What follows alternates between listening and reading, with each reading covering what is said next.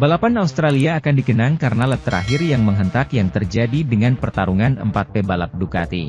Jorge Martin, Johan Zarco, Fabio Di Giannantonio, dan Pecco Bagnaia menjadi bintang dalam lap terakhir yang menegangkan di Grand Prix Australia, di mana mereka berempat memperebutkan podium hingga tikungan terakhir.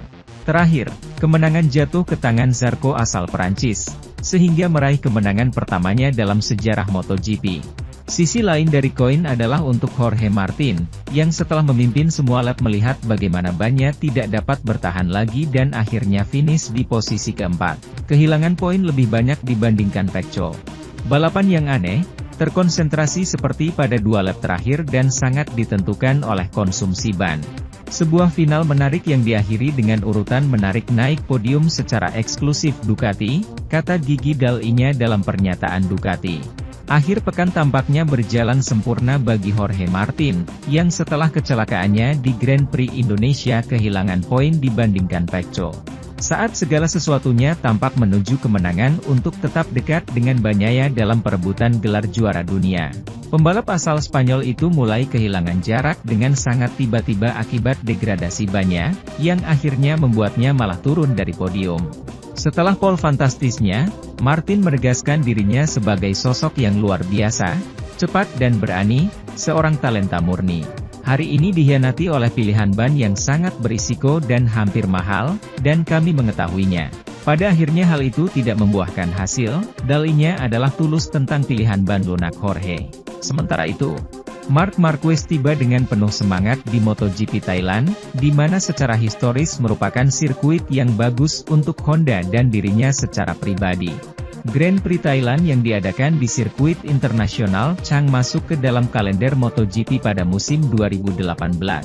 Sejak saat itu sudah 3 kali diselenggarakan, karena pada 2020 dan 2021 Thailand harus dibatalkan karena COVID-19.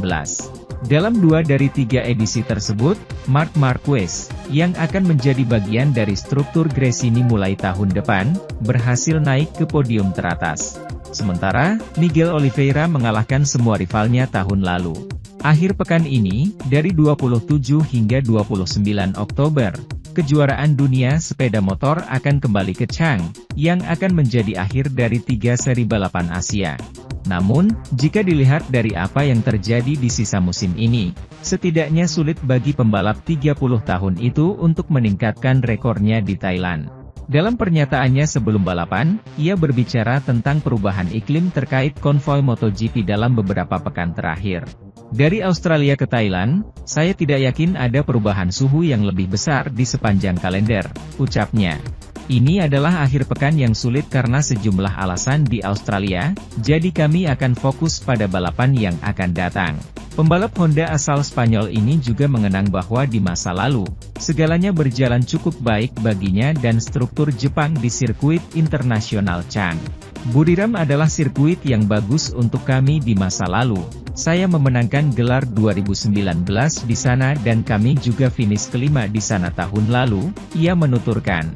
Namun, Marquez sadar bahwa kesuksesan di masa lalu tidak menjamin apapun untuk akhir pekan ini. Tentu saja, banyak hal selalu berubah di MotoGP dan tidak ada yang bisa dijamin, tetapi seperti biasa kami akan tiba dan melihat apa yang mungkin terjadi.